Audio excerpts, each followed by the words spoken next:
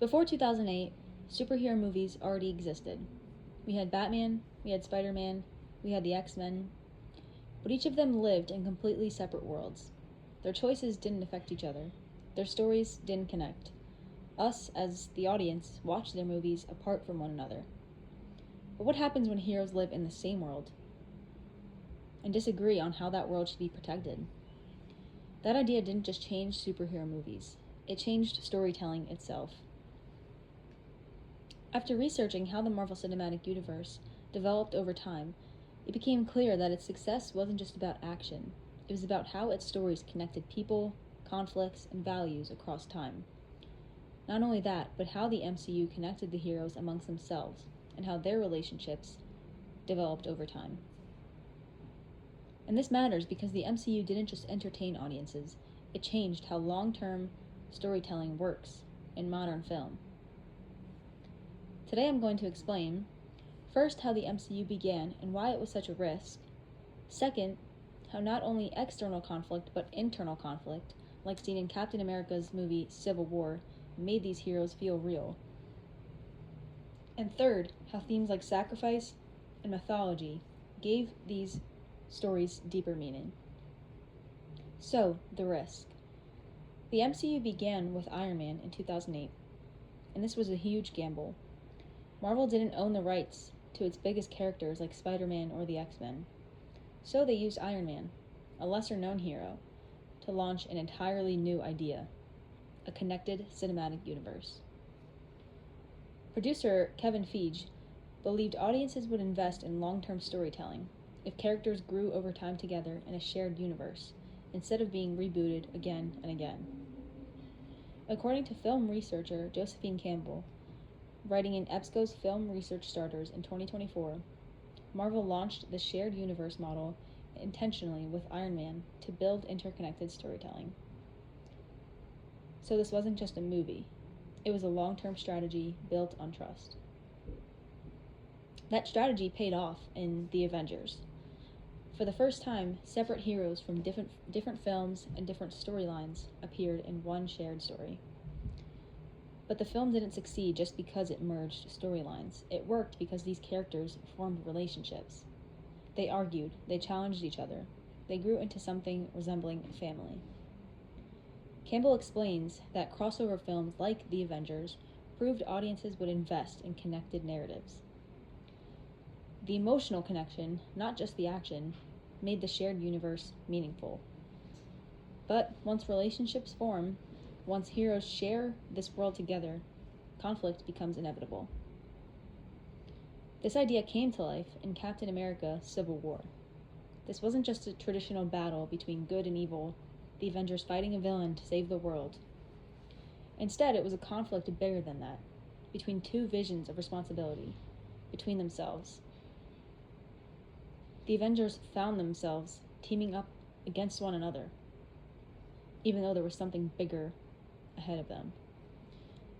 Tony Stark, on one hand, believed heroes needed oversight. He felt strongly about this view since the last villain they fought was a product of his own. Steve Rogers believed heroes needed freedom. He believed political control could be abused. According to entertainment writer George Chrysostomou in a 2024 analyst for CBR, character conflicts like those seen in Civil War helped create deeper storytelling beyond simple hero versus villain battles. This showed that sometimes the biggest threats aren't villains, gods from other planets, but disagreements between heroes themselves. It was a fight about values, security versus freedom, responsibility versus autonomy. And this moral gray area changed the tone of the MCU moving forward. From this point on, the MCU focused heavily on sacrifice and moral complexity. As the universe grew, victories came with loss. Tony Stark sacrifices himself to stop warlord Thanos from wiping out half of the entire world. Natasha Romanoff gives her life so others could live. We see Vision, who is made from technology and once having a computer brain, showing deep philosophical development, choosing humanity over survival. These moments showed that being a hero meant personal cost. Even villains became more complex as these stories expanded. Thanos believed he was saving the universe by wiping half of it out. To him, it wasn't cruelty, it was balance. Loki, originally a villain, was shaped by abandonment and jealousy, constantly trying to prove his worth. These characters weren't evil for the sake of just being evil. Well, maybe Loki sometimes, as he was known as the god of mischief. They believed they were solving problems. This mirrors ancient myths. Thor reflects Norse mythology. Loki reflects the classic trickster archetype. According to researcher Petro Katarinic, writing in Philosophy and Cosmology in 2024, MCU storytelling reflects deeper themes of morality and justice. These stories function like modern myths. The MCU has now expanded into the multiverse. Stories like Spider-Man: No Way Home explore alternate realities and choices. An alternate version of Loki is seen in his new TV series, where Loki transforms into a champion of kindness and selflessness. George Chrysostomou notes that this expansion introduces both new storytelling possibilities and new challenges.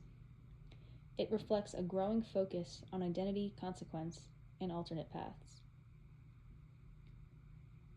Today we looked at how the MCU began as a risk, how Civil War showed heroes divided by their own core values, and how sacrifice and mythology gave these stories deeper meaning.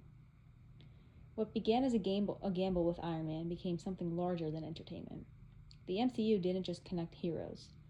It connected ideas about responsibility, power, sacrifice, and identity. And in doing so, it transformed superhero stories into modern mythology.